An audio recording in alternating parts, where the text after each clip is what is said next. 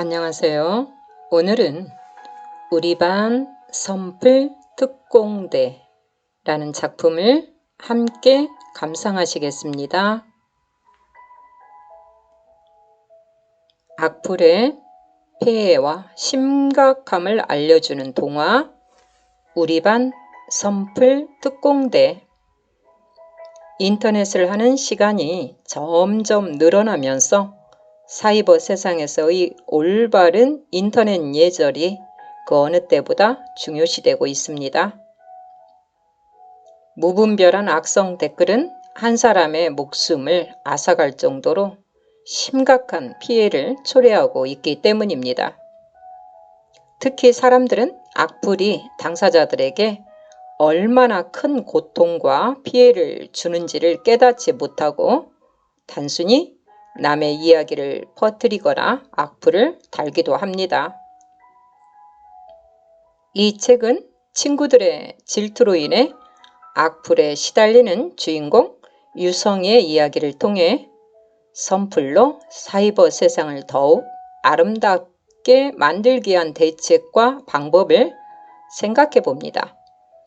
아이들은 올바른 선풀의 중요함뿐만 아니라 아름다운 인터넷 문화를 만드는 고운말 사용의 필요성까지 배울 수 있을 것입니다. 고정욱 작가는 1960년 서울 출생입니다. 성균관대학교 국문과와 대학원을 졸업한 문학 박사이십니다. 어려서 소아마비를 앓은 선생님은 1급 지체 장애인으로 휠체어를 타지 않으면 움직일 수 없습니다. 하지만 장애인이 차별받지 않는 세상을 만들기에 많은 노력을 하고 있습니다.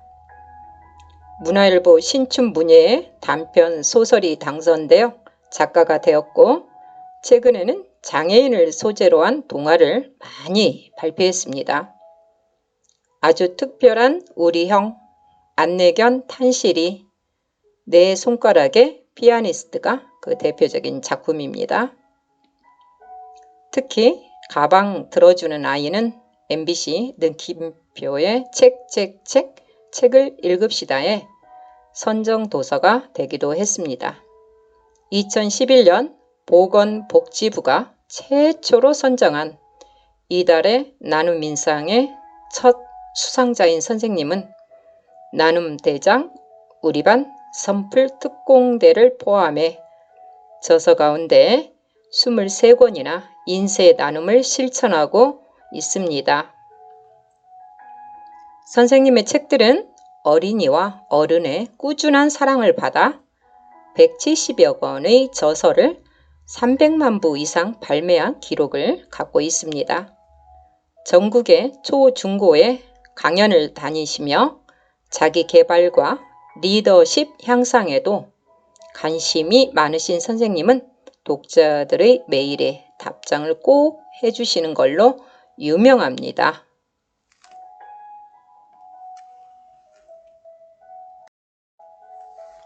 줄거리입니다.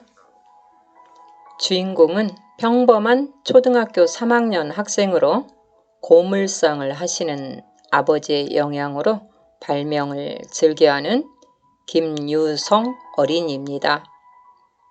우연히 연필심을 전략하는 전략형 연필을 발명하게 된 유성이는 전국 학생 발명대회에서 대상을 수상하면서 일약 스타덤에 오릅니다. 이 일을 계기로 행복한 나날을 보내는 것도 잠시 칭찬이 즐비하던 유성이와 관련된 기사와 홈페이지에 점점 악플이 올라오고 이를 본 유성이는 마음에 큰 상처를 받습니다. 담임선생님은 유성이를 달래는 한편 반 아이들에게 악플이 얼마나 상대방에게 고통을 주는지와 악플을 지우고 앞으로는 더 이상 악플을 달지 못하도록 타이릅니다. 그럼에도 사태는 결코 누그러지지 않고 이제 담임 선생님의 블로그에도 유성이를 싸고 돈다는 악플이 달립니다. 담임 선생님은 사이버 수사대 신고까지 고려하면서 이 문제의 해결 방법을 찾으려 고심하게 되고 유성이는 학교에도 오지 못하게 됩니다. 결국 유성이는 꿈에서조차 악플 귀신에게 시달리다 정신과 치료까지 받게 됩니다. 아이들이 악플이 나쁜 이유를 알지 못하는 것을 보고 그 대책으로 선생님은 악플이 죄가 된다는 것과 그것이 범죄 행위라는 사실을 아이들에게 알려주십니다.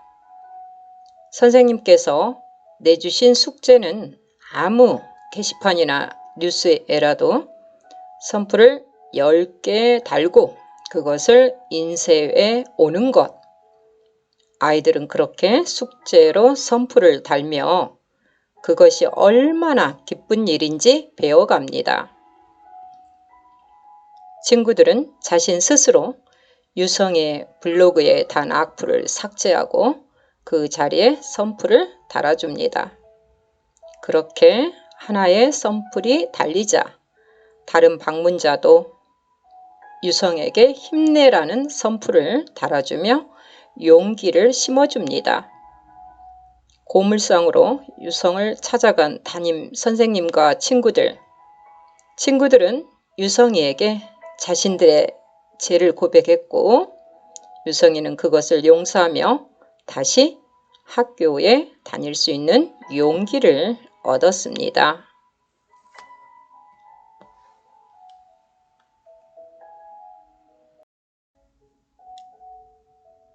책 속으로 들어가 보겠습니다.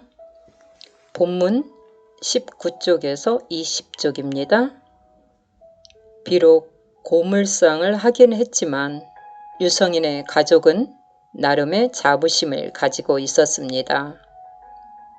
유성아, 우리 지구의 자원은 한정되어 있어.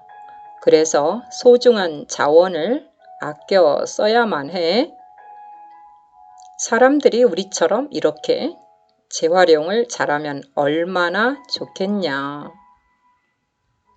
그러니까 우리는 무적의 지구 수비대 가족이야. 지구를 깨끗하게 지키는 하하하.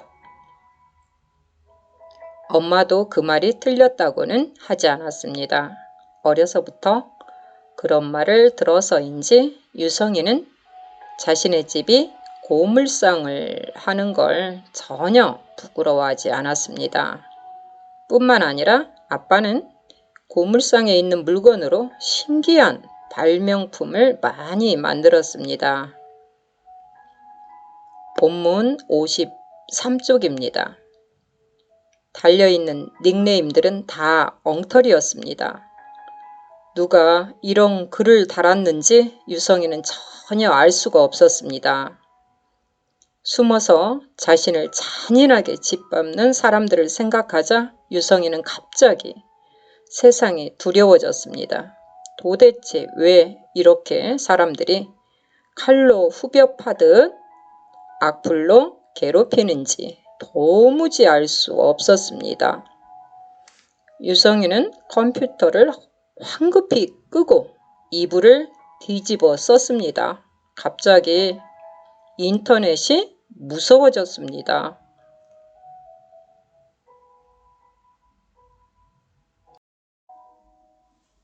본문 123쪽에서 124쪽입니다. 유성아, 미안해. 내가 단 악플 때문에 많이 아팠다며. 그러자 또 다른 아이도 말했습니다. 유성아, 우릴 용서해줘. 다시는 안 그럴게. 악플을 단 아이들의 사과를 받자 유성이는 얼어있던 마음이 마치 봄눈 녹듯 풀리는 것을 느꼈습니다. 나는 악플 다는 게 그렇게 위험한 건지 정말 몰랐어. 아이들은 진심으로 사과를 했습니다. 몇몇 아이들은 울기까지 했습니다. 사과를 받는 유성에도 마음속에서 뜨거운 눈물이 솟구쳤습니다. 지켜보는 유성이의 엄마와 아빠는 고개를 돌리며 눈물을 닦았습니다. 아이들이 직접 찾아와서 사과를 하고 진정으로 용서를 구하는 모습에 가슴이 뭉클했던 것입니다. 선풀이 영어로 선플라워라는 해바라기와 비슷해서 우리가 오늘 가져왔어. 철민이가 쑥스러운 듯 말했습니다. 유성아, 아이들이 다 너한테 용서를 빌잖니? 이제 용서해 주는 게 어때? 선생님의 말에 유성이는 고개를 끄덕였습니다.